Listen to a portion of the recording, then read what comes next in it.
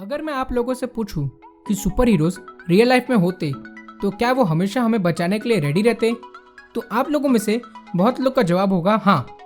मुझे पता है आप लोगों में से बहुत लोग के मन में ये सवाल उठ रहे होंगे कि ये तो एक गेमिंग चैनल है, फिर यहाँ पे सुपर हीरोज की बात कैसे हो रही है। तो अभी कुछ ही दिन पहले मैंने अमेजॉन प्राइम के द बॉयज के दोनों सीजन को देख के खत्म किया और सच बता रहा हूँ क्या भौकाल चीज बनाई है अमेजॉन ने। तो मैंने सोचा क्यों ना इसी पे वीडियो बना लूँ। तो ये जो वीडियोस हैं ये हमारे चैनल के एक स्पेशल सीरीज में आती है जो है आईबी टॉक्स यानी कि आयरन बैट टॉक्स। और इस सीरीज में मैं उन टॉपिक से बात करूंगा जो कि रिलेटेड हो सुपर हीरो मूवीज, कॉमिक्स और कोई भी सीरीज या कोई गेमिंग रिलेटेड फैक्ट्स के ऊपर। तो आइए अपने परिचय के साथ आईबी टॉक्स के पहले एपिसोड को शुरू करते हैं। तो हेलो एवरीवन, मेरा नाम है Abhishek and welcome to the first episode of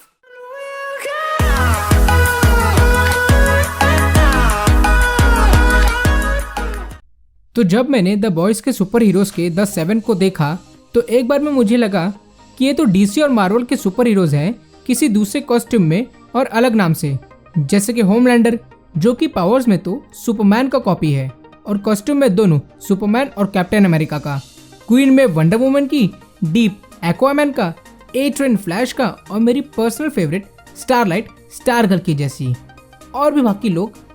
तो इन लोग में और हमारे डीसी और मार्वल के सुपर हीरोज में जो कॉमन चीज़ है वो है बस इनके पावर्स की, बस, क्योंकि इसके बाद इनमें कुछ भी कॉमन नहीं है। ये लोग एक सुपर हीरो टीम के हिस्से हैं जो कि द 7 के नाम से जाना जाता है, लेकिन ये लोग किसी को भी अपने मन से बचाने नहीं चाहते। इन्हें एक वॉट नाम की कंपनी है जो इन्हें कंट्रोल करती है।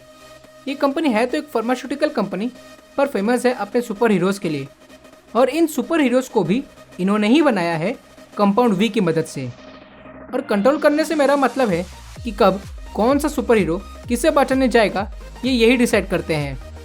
पर ये फ्री में किसी को नहीं बचवाते, ये उसका कॉन्ट्रैक्ट लेते हैं और जैसे ही पैसा अंदर आया तभी सुपर हीरो बचाने गया। और अपने सुपर हीरोज़ को फेमस करने के लिए ये उनके नाम से प्रोडक्ट और मर्चेंडाइज रिलीज करते हैं, और इतना ही नहीं इनके ऊपर फिल्में बनाते हैं और उस फिल्म में एक्टिंग भी इन्हीं सुपर हीरो से करवाते हैं। फिर इनकी सुपर हीरो कॉस्ट्यूम क्या रहेगी, इन्हें अगर किसी फंक्शन में बुलाया जाए तो उधर ये क्या बोलेंगे, ये भी यही डिसाइड करते हैं। और हाँ, इनमें कोई ऐसा सुपर हीरो नहीं है जो कि गरीब हो, क्योंकि ये लोग जब किसी को बचाते हैं तो जो पैसा वॉट को मिलता है उसमें से कुछ पैसा इनके अकाउंट में भी जाता है। तो अगर कोई इनसे पूछे कि इनकी सुपर पावर्स क्या है तो ये अपने पावर्स के अलावा ये सब एक कॉमन डायलॉग जरूर बोलेंगे जो है I'm rich। तो जैसा कि अभी तक हम लोग ने MCU और DCU के सुपर हीरोज को देखा है कि ये बहुत अच्छे हैं, हमेशा मदद के लिए रेडी रहते हैं और अपने पावर्स का बिल्कुल भी गलत इस्तेमाल नहीं करते। हाँ, कभी कभार पावर्स थोड़ा आउट ऑफ कंट्रोल हो जाते हैं, पर ये अच्छे हैं। अगर आपको कोई आंख बंद करके भी इनके बारे में बोलने बोलेगा तो आपके मुंह से सिर्फ अच्छाई ही टपकेगी, बुराई नहीं। Yes, exactly।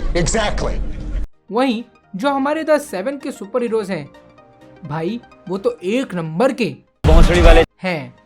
मतलब अगर उनकी वजह से या उनके हाथों से कोई मर जाए तो वो लोग को कुछ फर्क नहीं पड़ता, और अगर कोई उनके रास्ते में आता है तो वो लोग उसे मारने में भी बिल्कुल झिझकते नहीं हैं। ये लोग ऐसे इसलिए हैं क्योंकि इन्हें इनकी करनी का रिपरकशंस या सीधी भाषा में बोले तो कोई दंड नहीं मिलता। जैसा हमने बैटमैन वर्सेस सुपरमैन में देखा था कि सुपरमैन को खुद कोर्ट में आना पड़ा उससे हुई तबाही के लिए जवाब देने, और सिविल वॉर में भी हमारे सुपर हीरोज को सुकोविया अकॉर्ड्स को मानना पड़ रहा था उनसे हुई तबाही की वजह से। वहीं हमारे द 7 के जो हीरोज हैं, अगर इन्होंने किसी को मार दिया या कुछ तबाह कर दिया तो इन्हें बचाने के लिए वॉट कंपनी पूरी लॉयर्स की एक टीम को रखी रहती है, और वो लोग जितना ज़्यादा हो सके उतना out of the court settlement करते हैं ताकि उनके हीरोज़ की बदनामी ना हो। जैसे कि द बॉयज़ के पहले एपिसोड में ही जब ए ट्रेन हमारी यूई की गर्लफ्रेंड रॉबिन के आर पार दौड़ के उसके चिथड़े कर देता है तो उसे इसका दंड नहीं मिलता, बल्कि वॉट ने यूई को $45,000 दे दिए। और वही जब होमलैंडर ने भी बुचर की वाइफ के साथ ज़बरदस्ती की थी तभी भी वॉट ने उस बात को छुपा दिया और ये हीरोज़ बच के निकल गए। इनमें दया भावना तो है ही नहीं। जब प्लेन को बचाने की बात आई तो होमलैंडर ने आसानी से प्लेन को छोड़ दिया क्रैश होने के लिए। हाँ, सब इनमें ऐसे नहीं हैं, इनमें कुछ अच्छे भी हैं जो है स्टारलाइट, क्वीन मेव, पर बस इतने ही हैं। ये सीरीज हमें एक्चुअली उस फिक्शन वर्ल्ड से बाहर लेके आती है जो डीसी और मार्वल ने हमारे अराउंड क्रिएट किया है। ये सीरीज ये बताता है कि अगर सुपर हीरोज एक्चुअली में होते तो क्या होता। एक बड़ी सी एमएनसी उनको कंट्रोल करती, वो लोग जो भी करते उन्हें कोई रोक नहीं सकता और उन्हें उनकी करने का दंड भी नहीं मिलता। इस सीरीज से हमें यह भी पता चलता है कि एक व्यक्ति का पालन पोषण उसके बिहेवियर के लिए कितना इंपॉर्टेंट होता है। फॉर एग्जाम्पल, डॉक्टर वॉगलबॉम ने एक बार होमलैंडर को कहा था कि you should have been raised in a home with the family that loved you, not in a cold lab with the doctors. You should have been raised in a home with a family who loved you, not in a cold lab with doctors. और उन्होंने ऐसा इसलिए कहा था क्योंकि सारे super heroes में Homelander सबसे बड़ा मादरचोद सुपर हीरो है और जितना ही हरामी है उतने ही कम उसके वीकनेसेस हैं। मेरे हिसाब से उसके वीकनेस है ही नहीं।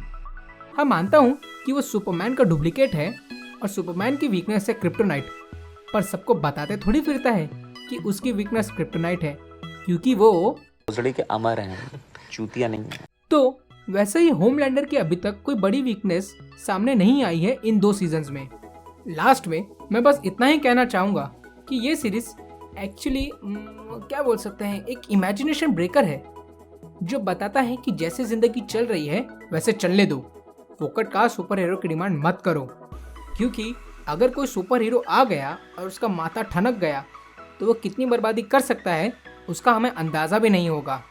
या उस सुपर हीरो को किसी बड़े कंपनी ने अपने अंडर ले लिया तो वो उससे क्या क्या करवा सकते हैं ये भी हम सोच नहीं सकते। तो अगर आपको हमारा आईबी टॉक्स का पहला एपिसोड पसंद आया तो इस वीडियो को लाइक कर देना। अगर और पसंद आया तो इसे अपने सभी संबंधियों के साथ शेयर भी कर देना और चैनल को सब्सक्राइब करके बेल आइकन पर क्लिक कर देना। मुझे इंस्टाग्राम पे भी ज़रूर फॉलो करना अगले वीडियो के अपडेट्स के लिए। मैंने लिंक डिस्क्रिप्शन में दे दिया है।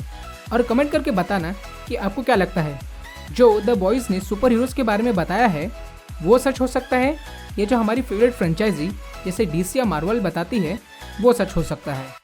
और आईबी टॉक्स के सीरीज़ के बारे में भी ज़रूर बताना कि मैं कौन से टॉपिक पे अगला एपिसोड बनाऊँ।